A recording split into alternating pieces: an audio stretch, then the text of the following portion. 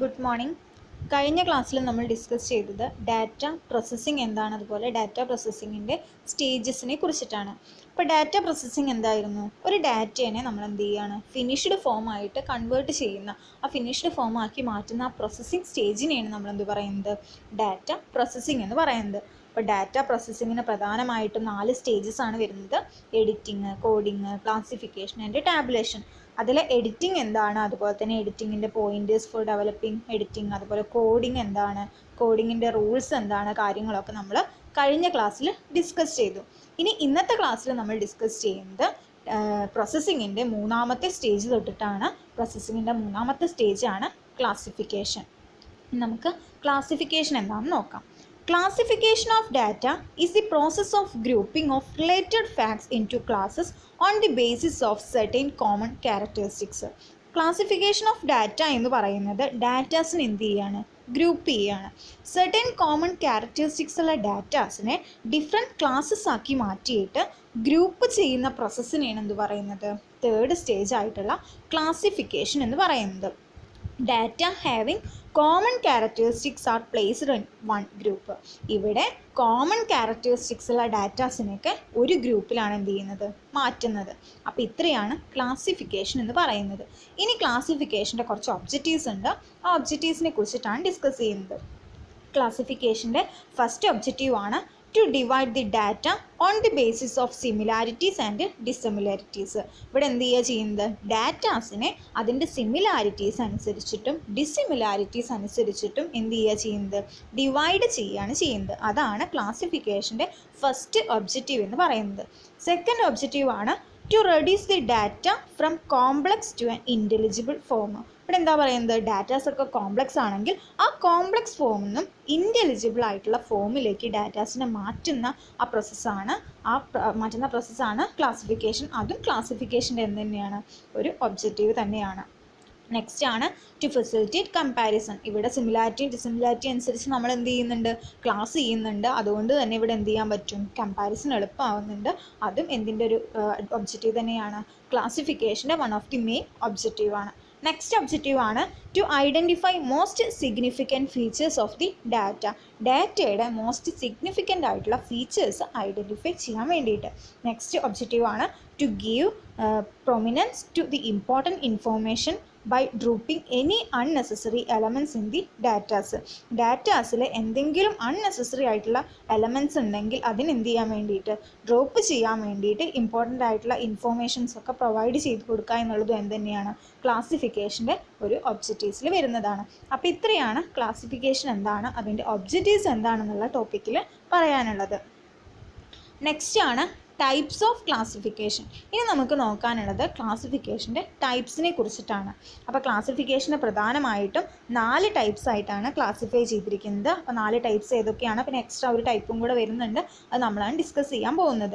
അപ്പോൾ ക്ലാസിഫിക്കേഷൻ്റെ ഫസ്റ്റ് ടൈപ്പാണ് ക്വാണ്ടിറ്റേറ്റീവ് ക്ലാസിഫിക്കേഷൻ. അപ്പോൾ എന്താണ് quantitative classification? It refers to the classification of data according to some characteristics that can be measured such as height, weight. ഇവിടെ എന്താ പറയുന്നത്, ക്വാണ്ടിറ്റേറ്റീവ് ആയിട്ടുള്ള അളക്കാൻ പറ്റുന്ന ക്യാരക്ടറിസ്റ്റിക്സിൻ്റെ അടിസ്ഥാനത്തിൽ എന്ത് ചെയ്യുകയാണ്, ഡാറ്റാസിനെ ക്ലാസിഫൈ ചെയ്യുന്ന ആ ക്ലാസിഫിക്കേഷനെയാണ് ക്വാണ്ടിറ്റേറ്റീവ് ക്ലാസിഫിക്കേഷൻ എന്ന് പറയുന്നത്. എക്സാമ്പിൾ പറയുകയാണെന്ന് വെച്ചാൽ ഹൈറ്റിൻ്റെ അടിസ്ഥാനത്തിൽ അല്ലെങ്കിൽ വെയ്റ്റിൻ്റെ അടിസ്ഥാനത്തിലൊക്കെ ക്ലാസിഫൈ ചെയ്യുകയാണെങ്കിൽ അതെന്ത് ക്ലാസിഫിക്കേഷനാണ്, ക്വാണ്ടിറ്റേറ്റീവ് ക്ലാസിഫിക്കേഷനാണ്. നെക്സ്റ്റ് ആണ് ക്വാളിറ്റേറ്റീവ് ക്ലാസിഫിക്കേഷൻ. ഇവിടെ എന്താ പറയുന്നത്, ഒരു ക്വാളിറ്റിയുടെ അടിസ്ഥാനത്തിൽ in qualitative classification, data are classified on the basis of some attribute or quality. എന്തെങ്കിലും ആട്രിബ്യൂട്ടിൻ്റെ ക്വാളിറ്റിയുടെ അടിസ്ഥാനത്തിൽ ഡാറ്റാസിനെ ക്ലാസിഫൈ ചെയ്യുകയാണെങ്കിൽ അതിനെയാണ് എന്ത് പറയുന്നത്, ക്വാളിറ്റേറ്റീവ് ക്ലാസിഫിക്കേഷൻ എന്ന് പറയുന്നത്. എക്സാമ്പിൾ പറയുകയാണെന്ന് വെച്ചാൽ സെക്സിൻ്റെ അടിസ്ഥാനത്തിൽ, ലിറ്ററസിയുടെ അടിസ്ഥാനത്തിൽ, റിലീജിയൻ്റെ അടിസ്ഥാനത്തിലൊക്കെ എന്ത് ചെയ്യുക, ഡാറ്റാസിനെ ക്ലാസിഫൈ ചെയ്യുക. അത് എന്തിന് എക്സാമ്പിളാണ്, ക്വാളിറ്റേറ്റീവ് ക്ലാസിഫിക്കേഷന് എക്സാമ്പിളാണ്. 3rd ക്ലാസിഫിക്കേഷൻ ആണ് ക്രോണോളജിക്കൽ ക്ലാസിഫിക്കേഷൻ. അപ്പോൾ എന്താണ് chronological classification? If the data are observed over a period of time it is better to classify data on the basis of ക്രോണോളജിയിൽ. ഇവിടെ എന്താ പറയുന്നത് വെച്ചിട്ടുണ്ടെങ്കിൽ ഡാറ്റാസൊക്കെ എന്ത് ചെയ്യുകയാണ്, ഒരു പീരീഡ് ഓഫ് ടൈമിലാണ് ഒബ്സർവ് ചെയ്യുന്നതെങ്കിൽ ആ പീരീഡിൻ്റെ അടിസ്ഥാനത്തിൽ എന്ത് ചെയ്യുകയാണ്, ക്ലാസിഫൈ ചെയ്യുക. ആദ്യം കളക്ട് ചെയ്ത് വെച്ച ഡാറ്റാസിന് ആദ്യം കൊടുക്കുക, രണ്ടാമത് കളക്ട് ചെയ്ത് വെച്ച ഡാറ്റാസിന് രണ്ടാമത്, അങ്ങനെ ക്രോണോളജി പീരീഡിൻ്റെ അടിസ്ഥാനത്തിൽ ക്ലാസിഫൈ ചെയ്യുകയാണെങ്കിൽ അതിനെയാണ് എന്ത് പറയുന്നത്, ക്രോണോളജിക്കൽ ക്ലാസിഫിക്കേഷൻ എന്ന് പറയുന്നത്. ഫോർത്ത് ടൈപ്പ് ഓഫ് ക്ലാസിഫിക്കേഷൻ ആണ് ജിയോഗ്രാഫിക്കൽ ക്ലാസിഫിക്കേഷൻ. ഇവിടെ എന്താ പറയുന്നത്, in geographical classification datas R classified on the basis of location or area. ഇവിടെ ഡാറ്റാസിനെ ലൊക്കേഷൻ്റെ അല്ലെങ്കിൽ ഏരിയയുടെ അടിസ്ഥാനത്തിൽ എന്ത് ചെയ്യുന്നത്, ക്ലാസിഫൈ ചെയ്യുന്നത്. അത്തരത്തിലുള്ള ക്ലാസിഫിക്കേഷനെയാണ് ജിയോഗ്രാഫിക്കൽ ക്ലാസിഫിക്കേഷൻ എന്ന് പറയുന്നത്. ഇനി നെക്സ്റ്റ് വരുന്ന ഒരു ഫിഫ്ത്ത് ക്ലാസിഫിക്കേഷനാണ് classification according to class interval. Separate ആയിട്ടും ചോദിക്കാറുണ്ട്. അപ്പോൾ എന്താ classification according to class interval എന്ന് പറയുന്നത്, ഇമ്പോർട്ടൻ്റ് ആയിട്ടുള്ളൊരു ക്ലാസിഫിക്കേഷനാണ്. The data relating to income, production, age, height, weight are classified on the basis of class interval. എന്ന് വെച്ചിട്ടുണ്ടെങ്കിൽ age, height, weight, production, income തുടങ്ങിയിട്ടുള്ള ഡാറ്റാസിനൊക്കെ എന്ത് ചെയ്യാം, ക്ലാസ് ഇൻ്റർവെല്ലിൻ്റെ അടിസ്ഥാനത്തിൽ ക്ലാസിഫൈ ചെയ്യാം. അത്തരത്തിലുള്ള ക്ലാസിഫിക്കേഷനെയാണ് എന്ത് പറയുന്നത്, classification according to class interval എന്ന് പറയുന്നത്. Such datas are shown as statistical variables.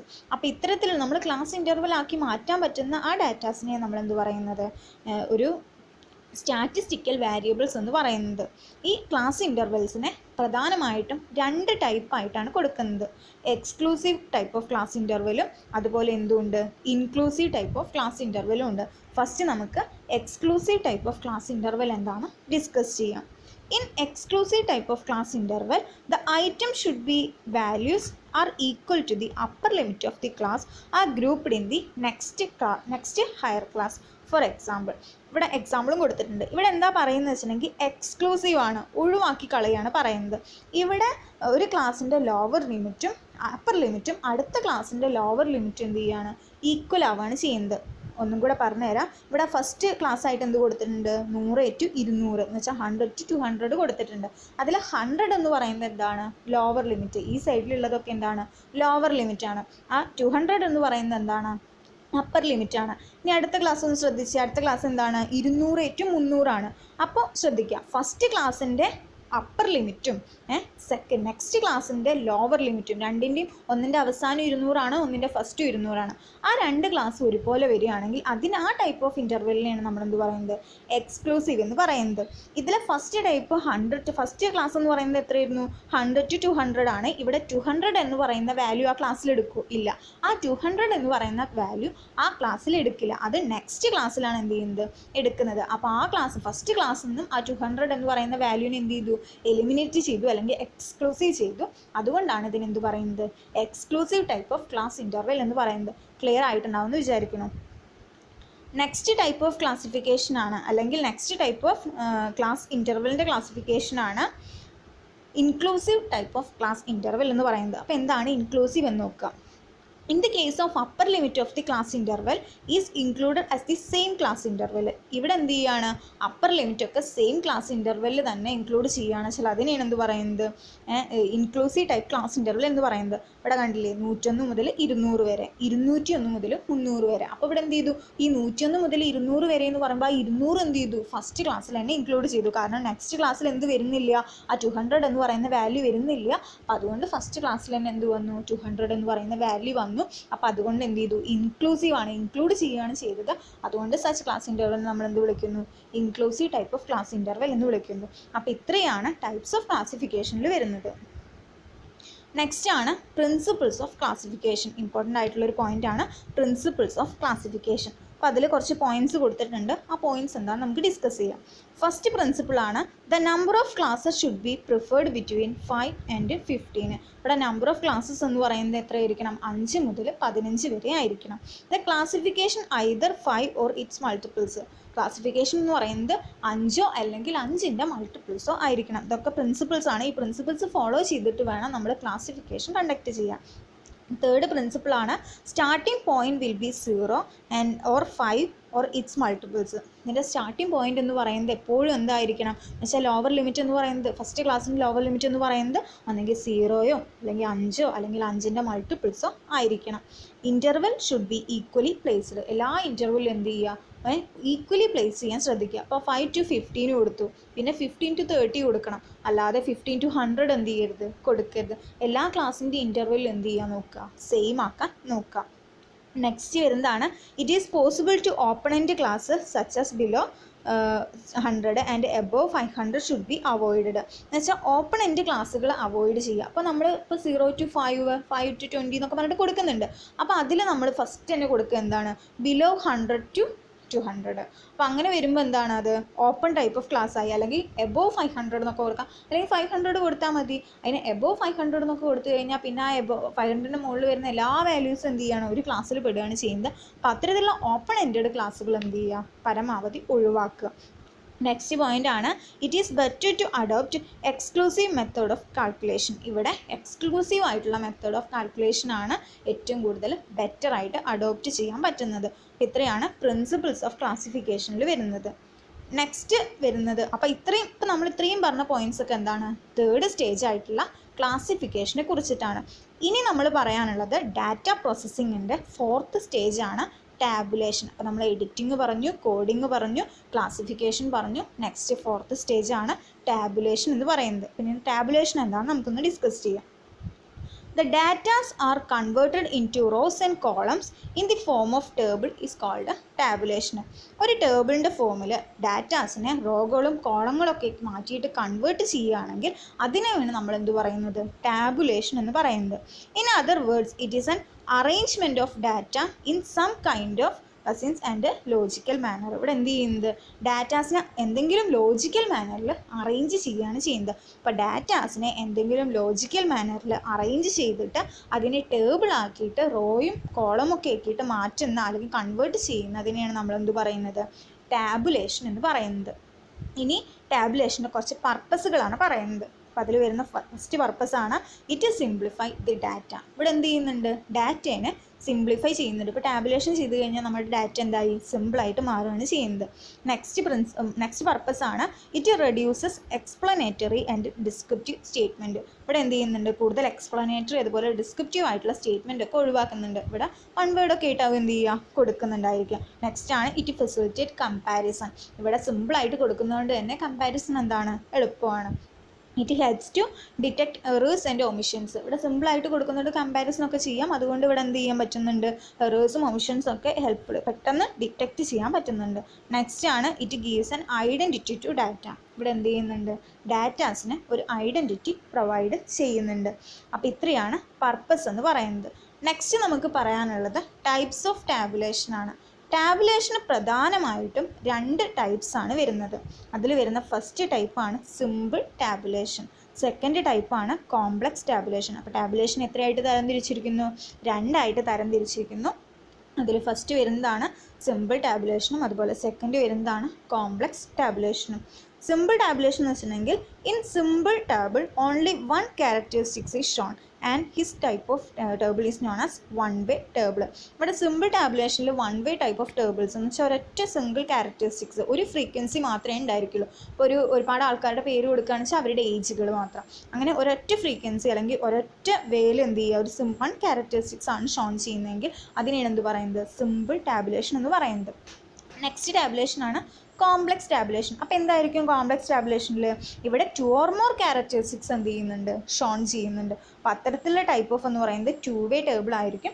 അത്തരത്തിലുള്ള ക്ലാസിഫിക്കേഷനാണ് നമ്മൾ ടാബുലേഷനാണ് നമ്മൾ എന്ത് പറയുന്നത്, കോംപ്ലക്സ് ടാബുലേഷൻ എന്ന് പറയുന്നത്. ഇപ്പോൾ ഫസ്റ്റ് എന്ത് ചെയ്യുകയാണ്, ഒരുപാട് ആൾക്കാരെ നെയിം കൊടുക്കുകയാണെങ്കിൽ പിന്നെ എന്ത് ചെയ്യുക, ഏജും അവരുടെ വെയ്റ്റും സാലറി ഒക്കെ നെക്സ്റ്റ് ഒരുപാട് ടേബിൾസ് ഒക്കെ ആയിട്ട് കൊടുക്കുകയാണെന്ന് വെച്ചാൽ അവിടെ എന്തായി, കോംപ്ലക്സ് ആയി. അപ്പോൾ അത്തരത്തിലുള്ള ടാബുലേഷനെയാണ് കോംപ്ലക്സ് ടാബുലേഷൻ എന്ന് പറയുന്നത്, അല്ലെങ്കിൽ 2-way ടേബിൾ എന്ന് പറയുന്നത്. അപ്പോൾ ഇത്രയാണ് ടൈപ്സ് ഓഫ് ടാബുലേഷൻ. നെക്സ്റ്റ് ആണ് പ്രിൻസിപ്പിൾസ് ഓഫ് ടാബുലേഷൻ. വളരെ ഇമ്പോർട്ടൻ്റ് ആയിട്ടുള്ളൊരു ടോപ്പിക്കാണ് പ്രിൻസിപ്പിൾസ് ഓഫ് ടാബുലേഷൻ. അപ്പോൾ ഏതൊക്കെയാണ് പ്രിൻസിപ്പിൾസ് എന്ന് കുറേ പ്രിൻസിപ്പിൾസ് വരുന്നുണ്ട്. ഏതൊക്കെയാണ് പ്രിൻസിപ്പിൾസ് എന്ന് നമുക്ക് 1 by 1 ആയിട്ട് ഡിസ്കസ് ചെയ്യാം. ഫസ്റ്റ് പ്രിൻസിപ്പിളാണ് table should be size of the paper. ഒരു ടേബിൾ എന്ന് പറയുന്നത് എന്തായിരിക്കണം, ഒരു പേപ്പറിൻ്റെ സൈസിലായിരിക്കണം സെറ്റ് ചെയ്യുക. നെക്സ്റ്റ് പ്രിൻസിപ്പിളാണ് should be more rows than columns. ഇവിടെ എന്ത് ചെയ്യണം, കോളംസിനേക്കാളും കൂടുതൽ റോകളാണ് വേണ്ടത്. Every table should have a distinct number for easy reference. എല്ലാ ടേബിളിനും ഓരോ ഡിസ്റ്റിങ്റ്റീവ് ആയിട്ടുള്ള സെപ്പറേറ്റ് ആയിട്ടുള്ള നമ്പേഴ്സ് കൊടുക്കണം, എങ്കിൽ അത് എന്ത് ചെയ്യാൻ പറ്റും, ഈസിലി റെഫറൻസ് പെട്ടെന്ന് നോക്കാൻ പറ്റും. Next, captions and steps should be arranged in A systematic manor. ഓരോ ടേബിളിനും നമ്മൾ എന്ത് ചെയ്യാറുണ്ട്, ഓരോ ക്യാപ്ഷൻസ് ഒക്കെ കൊടുക്കാറുണ്ട്. ആ ക്യാപ്ഷൻസും അതിൻ്റെ സ്റ്റെപ്സൊക്കെ ഓരോ സിസ്റ്റമാറ്റിക് ആയിട്ടുള്ള മാനറിൽ വേണം അറേഞ്ച് ചെയ്യാൻ. Unit of measurement should be clearly defined.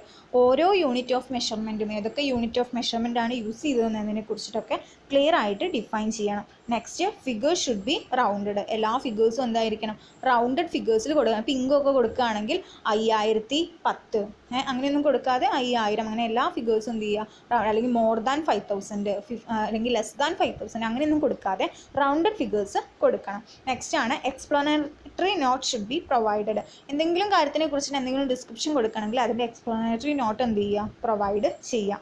Next ആണ് source note should be provided. എന്ന് വെച്ചിട്ടുണ്ടെങ്കിൽ നമ്മളൊരു ടേബിൾ കൊടുത്തു കഴിഞ്ഞാൽ സോഴ്സ് ലിസ്റ്റ് കൊടുക്കുക, എവിടെ നിന്നാണ് നമുക്ക് ആ ടേബിൾ കിട്ടിയത്, അതാണ് സോഴ്സ് എന്ന് പറയുന്നത്. എവിടെ നിന്നാണ് കിട്ടിയതെങ്കിൽ സോഴ്സ് ലിസ്റ്റ് അവിടെ കൊടുക്കുക. അതാണ് സോഴ്സ് നോട്ട് എന്ത് ചെയ്യണം, പ്രൊവൈഡ് ചെയ്യണം, നിർബന്ധമായിട്ടും പ്രൊവൈഡ് ചെയ്യണം. നെക്സ്റ്റ് പ്രിൻസിപ്പിളാണ് column should be separated by lines. ഓരോ കോളംസും ഓരോ ലൈൻ ഉപയോഗിച്ചിട്ട് എന്ത് ചെയ്യുക, സെപ്പറേറ്റ് ചെയ്യണം. The columns may be numbered. ഓരോ കോളത്തിന് എന്തും കൊടുക്കണം, നമ്പറും കൊടുക്കണം. Items related to each other should be placed near. എന്ന് വെച്ചിട്ടുണ്ടെങ്കിൽ ഓരോ ഐറ്റംസും റിലേറ്റഡ് ആയിട്ടുള്ള ഐറ്റംസ് ഒക്കെ എന്ത് ചെയ്യുക, അടുത്തടുത്ത് തന്നെ പ്ലേസ് ചെയ്യുക. All items should be logically arranged. എല്ലാ ഐറ്റംസും എന്ത് ചെയ്യണം, ലോജിക്കലി അറേഞ്ച് ചെയ്യണം. പിന്നെ abbreviation should be avoided especially in heading. എന്തെങ്കിലും അബ്രിവേഷൻസ് ഒക്കെ ഉണ്ടെങ്കിൽ ഒഴിവാക്കുക. എന്താ അബ്രിവേഷൻസ് എന്ന് പറഞ്ഞു കഴിഞ്ഞാൽ, ഇപ്പോൾ നമ്മൾ എന്ത് ചെയ്യാറുണ്ട്, ഓരോ അബ്രിവേഷൻസ് ഇപ്പോൾ ഡിപ്പാർട്ട്മെൻറ്റിന് DEPT എന്നൊക്കെ കൊടുക്കാറില്ലേ, അപ്പോൾ അത്തരത്തിലുള്ള അബ്രിവേഷൻസ് ഒക്കെ ഒഴിവാക്കിയിട്ട് ഫുള്ളായിട്ട് എന്ത് ചെയ്യുക, കൊടുക്കുക. നെക്സ്റ്റ് വരുന്നതാണ് table should be neat, clear, accurate and simple. Table എന്തായിരിക്കണം, നീറ്റ് ആയിരിക്കണം, ക്ലിയർ ആയിരിക്കണം, അക്യുറേറ്റ് ആയിരിക്കണം, അതുപോലെ സിമ്പിൾ ആയിരിക്കണം. പിന്നെ should not indicate overloaded details. ഇവിടെ എന്ത് കൊടുക്കാൻ പാടില്ല, ഓവർലോഡഡ് ആയിട്ടുള്ള ഡീറ്റെയിൽസ് ഒന്നും കൊടുക്കാൻ പാടില്ല. നെക്സ്റ്റ് പ്രിൻസിപ്പിളാണ് the data in the table should be chronologically and quantitative and qualitative or geographically manner. അപ്പോൾ ടേബിൾ എന്ന് പറയുന്നത് എന്തെങ്കിലും ഒരു മാനറിൽ അറേഞ്ച് ചെയ്തിരിക്കുകയായിരിക്കാം. ഒന്നെങ്കിൽ ക്രോണോളജിക്കൽ ആയിരിക്കാം, അല്ലെങ്കിൽ ക്വാണ്ടിറ്റേറ്റീവ് ആയിരിക്കാം, അല്ലെങ്കിൽ ക്വാളിറ്റേറ്റീവ് ആയിരിക്കാം, അല്ലെങ്കിൽ എന്തെങ്കിലും ജിയോഗ്രാഫിക്കൽ മാനറിലായിരിക്കാം. എന്തിലായാലും വേണ്ടില്ല, ഡാറ്റ എന്ത് ചെയ്യണം, എന്തെങ്കിലും പ്രോപ്പർ ആയിട്ടുള്ള മാനറിലായിരിക്കാം അറേഞ്ച് ചെയ്യുക. അപ്പോൾ ഇത്രയാണ് പ്രിൻസിപ്പിൾസ് ഓഫ് ടാബുലേഷനിൽ വരുന്നത്. അപ്പോൾ ഇത്രത്തോട് കൂടിയിട്ട് നമ്മളുടെ സ്റ്റേജസ് ഓഫ് ഡാറ്റ പ്രോസസ്സിംഗ് എന്ന് പറയുന്ന ആ വലിയൊരു ടോപ്പിക്ക് ഇവിടെ അവസാനിക്കുകയാണ്. അപ്പോൾ നമ്മൾ ഒന്നും കൂടെ പറയുകയാണ്, ഡാറ്റ പ്രോസസ്സിംഗ് എന്ന് പറഞ്ഞു കഴിഞ്ഞാൽ ഡാറ്റേനെ എന്ത് ചെയ്യുകയാണ്, പ്രോസസ്സ് ചെയ്തിട്ട് ഒരു റോ ഡാറ്റേനെ പ്രോസസ്സ് ചെയ്തിട്ട് ഇൻഫോർമേഷൻ ആക്കിയിട്ട് മാറ്റുന്ന പ്രോസസ്സാണ് ഡാറ്റ പ്രോസസ്സിംഗ് എന്ന് പറയുന്നത്. ഡാറ്റ പ്രോസസ്സിങ്ങിന് പ്രധാനമായിട്ടും 4 സ്റ്റേജസ് ആണ് വരുന്നത്. Editing, coding, classification and tabulation. വളരെ ഇമ്പോർട്ടൻ്റ് ആണ് ആ 4 സ്റ്റേജസ്. അപ്പോൾ ഇത്രയാണ് അല്ലെങ്കിൽ സ്റ്റേജസ് ഓഫ് പ്രോസസ്സിംഗ്, ഡാറ്റ പ്രോസസ്സിങ്ങിൽ വരുന്നത്.